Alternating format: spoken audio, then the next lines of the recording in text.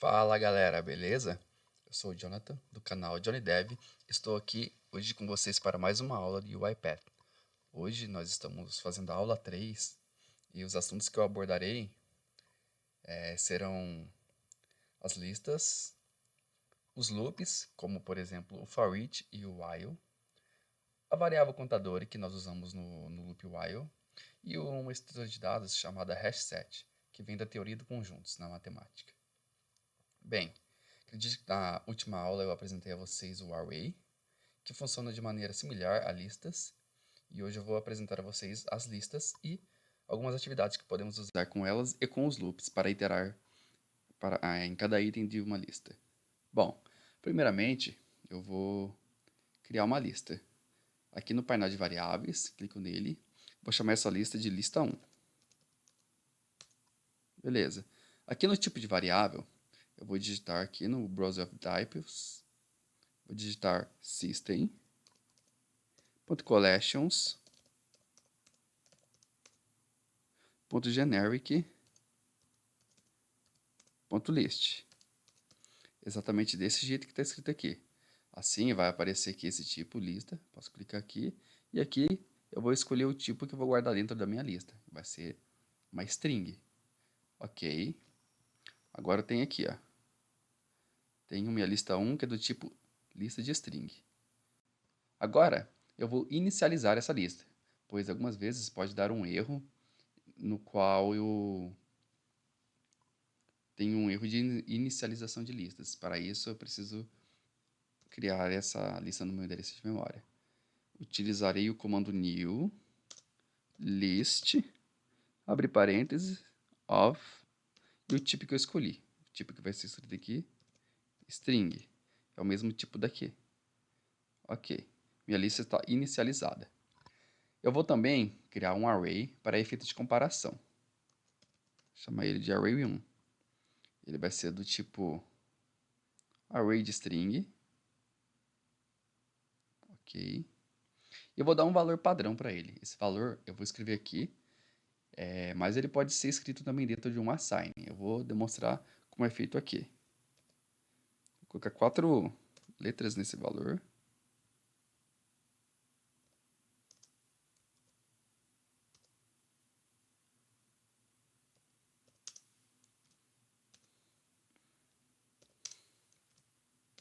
A, B, C e D. Eu só errei o símbolo aqui. Beleza. Eu tenho o valor A, B, C e D no meu array. Toda vez que ele entrar no escopo da aula 03, ele vai receber esse valor. Beleza, aqui eu tenho duas variáveis, uma variável do tipo lista de string e uma variável do tipo array de string. Tá ok? O que eu vou fazer agora? Eu quero iterar sobre os meus valores. Primeiro, para eu iterar, por exemplo, eu quero que ele imprima A, depois B, depois C, depois D. Todos os meus 4 valores que estão dentro do meu array 1. Para isso, eu vou apresentar a vocês agora a atividade for each, do inglês para cada. Aqui. Podemos arrastar ela aqui, ó. Executa uma atividade ou uma série de atividades em cada elemento de uma enumeração, de uma coleção. Arrasta ela para cá. Aqui ele vai me pedir a minha lista de itens, que vai ser o array 1. E esse current item, ele vai indicar o item atual de cada lista. Eu vou explicar na prática que é mais fácil de entender do que na teoria. Tá ok? Vou arrastar um log message aqui para demonstrar a vocês. Tipo, do nível de info. E eu vou colocar aqui o current item. O que aconteceu aqui? Seguindo o meu teste de mesa, eu tenho aqui minha variável array1. Dentro dela eu tenho o A, B, o C e o D. Entrei no meu for each, passei o array1 e eu tenho o current item. Vou dar um log message desse current item, do inglês item atual. Primeira vez ele entrou, item atual, vale o A.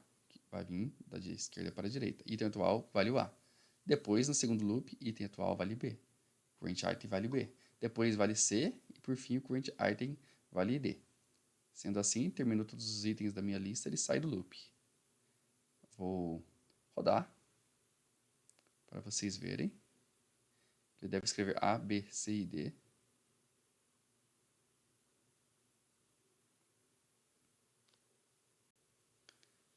Feito isso, nós estamos utilizando o for each para fazer uma iteração dentro da minha estrutura chamada array1.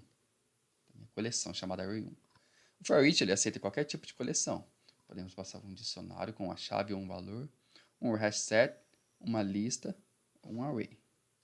Deixa eu voltar aqui, que ele sai.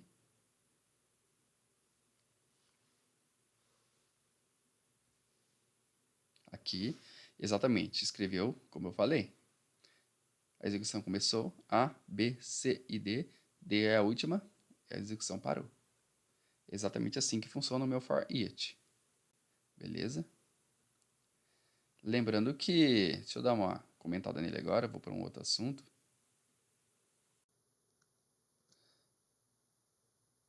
Beleza? Lembrando que nessa estrutura array1 eu tenho 4 elementos. Todos esses elementos são acessados, né? Podemos acessar eles por um índice. Na programação, independente de linguagem de programação, todo índice começa do zero. Ou seja, se temos 4 elementos aqui, o A vale 0, o B vale 1, o C vale 2 e o D vale 3. Vou só fazer um exemplo aqui, ó. Vou colocar um log message.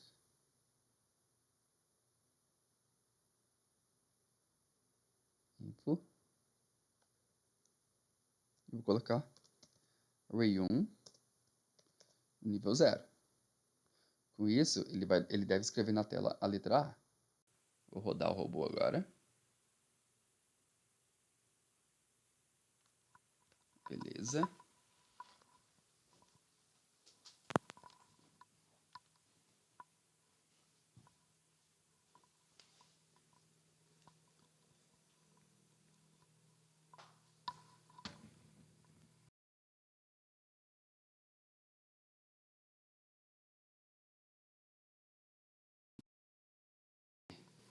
Terminar de compilar. Opa, eu rodei o arquivo errado. Acho que é por isso.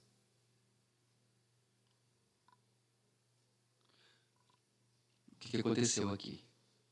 Eu estou aqui no meu arquivo aula 3. Se eu quiser rodar somente esse arquivo, eu coloco executar arquivo e não o executar. Pois o executar ele vai sempre no método principal, porque é escrito como main.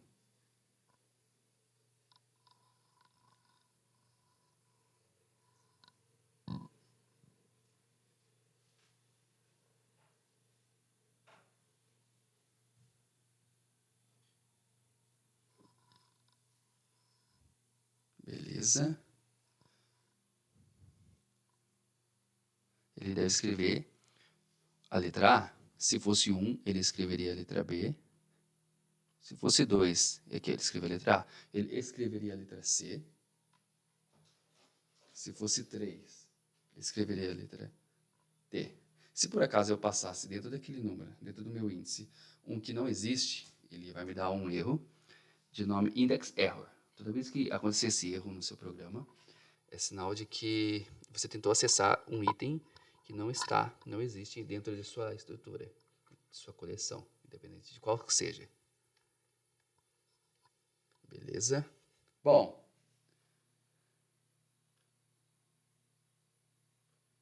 feito isso, eu vou agora passar um outro método para vocês, deixar esse aqui para que vocês possam ver. Eu sei que eu tenho 4 itens dentro do meu array, certo? Porém, vamos supor que eu tivesse 1000, não dava para eu contar. Então, o que eu poderia fazer? Vou pegar meu array, colocar .count. Com isso, utilizando esse método, ele vai me retornar um inteiro. Esse inteiro, ele equivale à quantidade de itens que eu tenho dentro da minha coleção. Vou dar um toString aqui só para eu poder concatenar. Eu vou escrever aqui, ó. Quantidade de itens no array.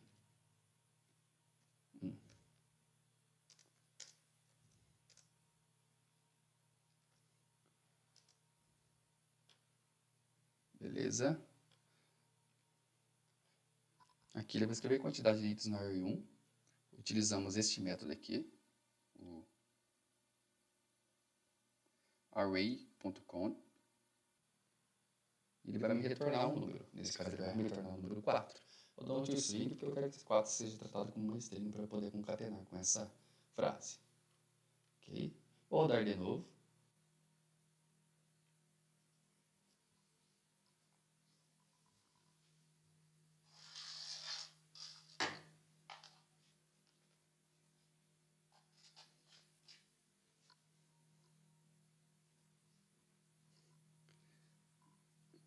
Beleza. Está um pouco lento o meu computador por causa da nova atualização do UiPath. Enfim. Rodando aqui, eu vou já mostrar a vocês como utilizar o while, que é uma estrutura de repetição um pouco mais difícil. Aliás, as estruturas de repetição, na lógica, são os elementos mais difíceis que, pelo menos para mim, foi para aprender. Mas se tirarmos uma média de todos os devs, o mais difícil que tem de se aprender são as estruturas de repetição. Vamos ver a saída aqui. Então, a quantidade de itens do array 1 é 4. Podemos só confirmar que ABCD 4. Se tivesse mais uma letra, seria 5. É dinâmico. Uma forma de dinamizar esse número. Ok. O que eu vou fazer agora? Agora eu vou ensinar a utilização da variável contadora. Com isso eu vou criar uma variável aqui chamada contador. Ele vai ser do tipo inteiro e vai ter como valor padrão 0. Beleza? Vou dar um assign nele aqui.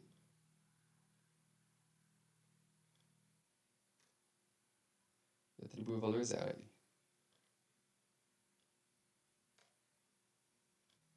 Beleza? Feito isso, eu quero usar o meu while.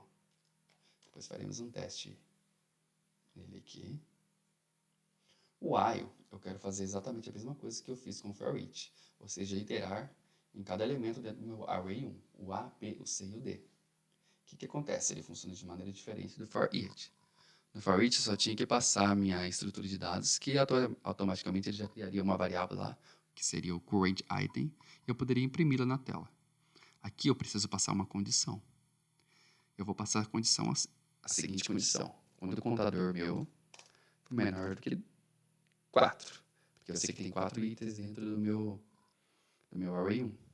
Ok? O que eu vou fazer agora? Vou dar meu log message, utilizando o índice. Lembra que eu falei do índice, né? Posso acessar o índice através do parêntese, né? Vou colocar aqui meu array 1. O que eu faria aqui agora? Eu poderia colocar o 0. Porém, o meu contador ia sempre escrever, né? O meu log message ia sempre colocar A, independente da quantidade de vezes, pois o 0 é fixo. Ele não está dinâmico. O que eu posso fazer para colocar ele dinâmico? Utilizar minha variável contador. Beleza. Vou dar um toString nele aqui. O que eu faço agora? Você concorda comigo que o contador vale 0. E aqui ele vai, como 0 seria array 1, 0. Vai digitar a letra A. Para eu fazer com que na próxima vez que ele passe aqui, ele digita a letra B, o segundo item lá do meu array, eu vou adicionar um número no meu contador. Ou seja, o contador recebe contador mais 1. Então, fazendo um teste de mesa aqui, meu robô vem, tá aqui, contador vale 0. Chegou no meu while, ele vai vir aqui nessa condição. Contador é menor que 4, nesse caso o contador vale 0. Então ele é menor que 4. Então ele vai executar o que está dentro do corpo do meu while. Ele vai digitar na minha tela array, contador, vai ser a letra A. E depois o que ele vai fazer? O meu contador vai receber ele mais 1. Como ele vale 0, ele vai receber 0 mais 1. Agora ele vale 1. Feito isso, meu robô volta lá na minha condição do while de novo, ele não sai daqui e verifica. 1 é menor que 4, ou seja, o contador é menor que 4? Sim. Vem aqui, Agora o contador vale 1. Array, contador, array 1. Ele vai escrever na tela a letra B. Beleza. Feito isso, o contador vai receber contador mais 1. O contador vale 1 neste exato momento. Então, mais 1 vai valer 2. Então, na próxima vez que ele vir aqui na condição, 2 é menor que 4. Ainda satisfaz a condição. O que acontece? Quando o contador chegar no número 4, ele volta aqui nessa condição e verifica: o contador é menor que 4? Não, porque ele é igual a 4. Com isso, ele não vai executar o corpo e vai sair para fora da minha while. Com isso, eu vou colocar aqui um log message indicando, para que vocês possam ver, que o robô saiu. Aqui, saiu do while. Do loop while. Ok? Feito isso, quando o meu contador chegar no número 4, ele vai sair do while e vai escrever log message e finalizar o robô. Vou rodar agora. Só comentar isso daqui para não atrapalhar a nossa visualização. Vai começar a partir do assign. Beleza. Vamos rodar.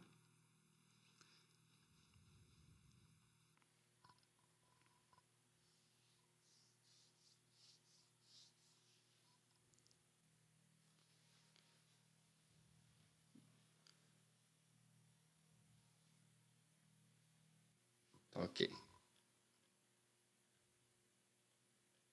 Vamos ver a saída. Podemos ver aqui, ó. Ele se comportou exatamente da mesma maneira que ele se comportou no meu for each. A, B, C e D. Chegou no D, saiu do loop while, porque vale 4 o meu contador. Ok? Saiu do loop while. Beleza. Fizemos exatamente a mesma coisa utilizando o loop while, que é um loop um pouco mais complexo do que o loop for each. Com isso, eu vou para a última parte da minha aula, reaproveitando o while, vou apresentar a vocês como trabalhar com a minha lista, o meu tipo de list, aqui na variável lista 1. Com ela, eu consigo utilizar alguns métodos e atividades específicas, como por exemplo o append. Eu quero passar o A, o B, o C e o D de forma dinâmica para a minha lista. Então, eu vou utilizar essa atividade, append item de collection. Vou arrastá-la para cá. Aqui, eu vou colocar a coleção, né, a variável que eu quero adicionar, que é a minha lista. E aqui eu vou colocar o item que eu quero adicionar. Eu quero adicionar a minha letra. Vai ser o array contador.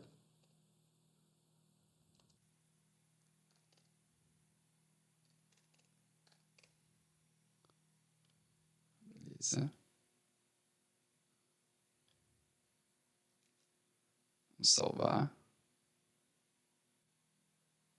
Parece que não.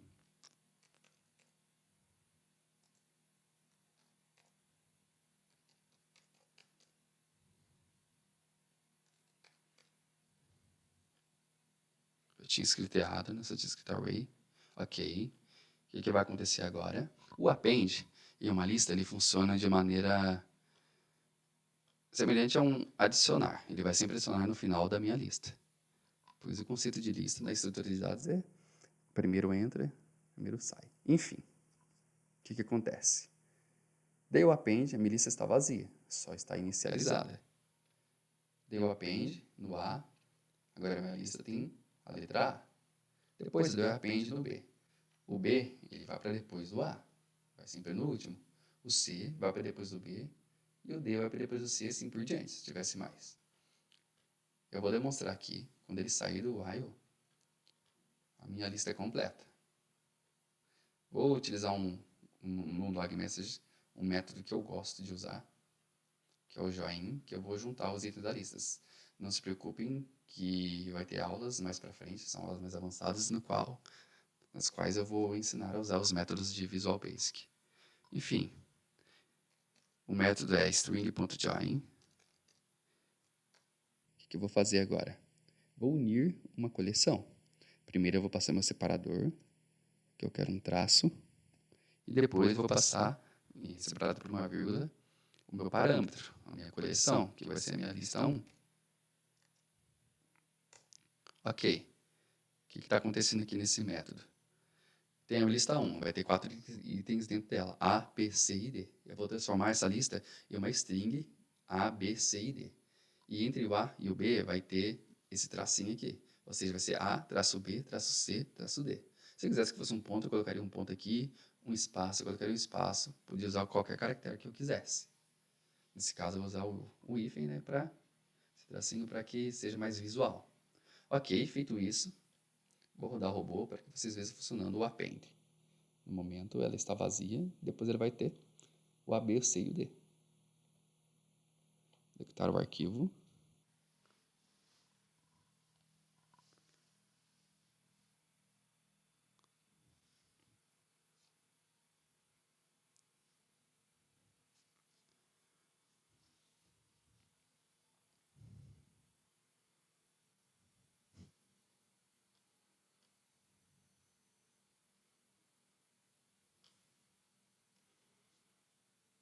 Beleza, vamos ver o resultado.